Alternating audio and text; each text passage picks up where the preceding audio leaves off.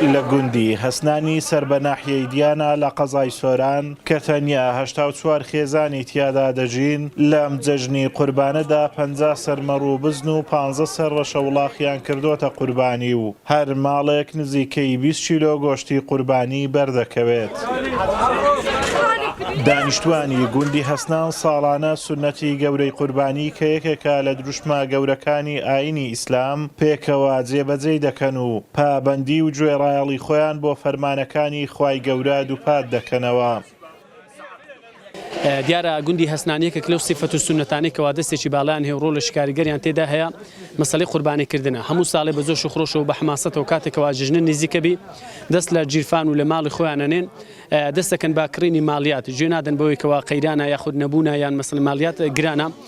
هەموو ساڵێ ئەو سونەتیان بە بەرزی ڕاگرتیە ئەوەش بە تێگەیشتن لە پەیامی پیرۆزی ئیسلام و ئەو ئامارێک کە وەرم گرتی ئەوڕۆکە لە قوربانیکردنەکە تقریبا هەمووی 84 ماڵە و کۆی ئەو چێلانێک کە کوژرانەوە چێلەکان نزیکەی 15 چێلە و بزن و مەڕ تقریبا 50 سەر بوو و هەمووی 1650 کیلۆی دەرچوو.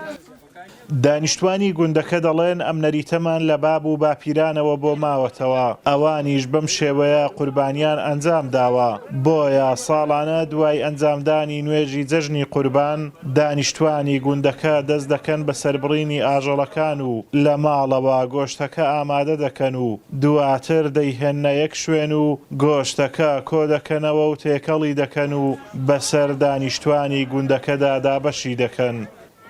وڵا هەر نوێژی بیانیکرا جێژن لە مزگەوت هەر ڕاستەخۆ لە مزگەوت دەڵێن کاکە قوربانی دەکەین ڕۆژی یەکەم نەکو ڕۆژی دووەم و سێم و چارەم ئەوانیش واجب هاتا چارەم بەڵام ئەمە ڕۆژی یەکەم دەست پێکەین بەیانی جاران دەنهێخستە دوای نیوەڕۆ بەڵام ئێستا گەرما هاوینە واکەین لە بۆ نیوەڕۆ دابنین و خلاصی بکەین.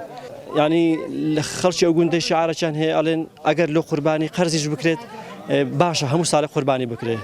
لێ خەڵکی گوندی الحەمدوللا هەمویان بە تێکڕای ساڵانە قوربانیشی زۆر ئەکەن. جەژنی قوربانی پیرۆز تایبەتە بە سەرجەمگەلانی موسڵمان و لە 4 ڕۆژ پێک دێت. موسڵمانان تیایدا گەردەن ئازایی و جەژنە پیرۆزە لە یەکتر دەکەن و بۆ بەدەستهێنانی ڕەزامەندی خوای پەروەردگار و دەستکەوتنی زۆرترین پاداش سونەتی گەورەی قوربانی و سەربڕینی ئاژەڵ ئەنجام دەدەن. ئازادۆمەراوەی کەناڵی ئاسمانی پەیام گوندی هەسنان لە ناحیەی دیانە.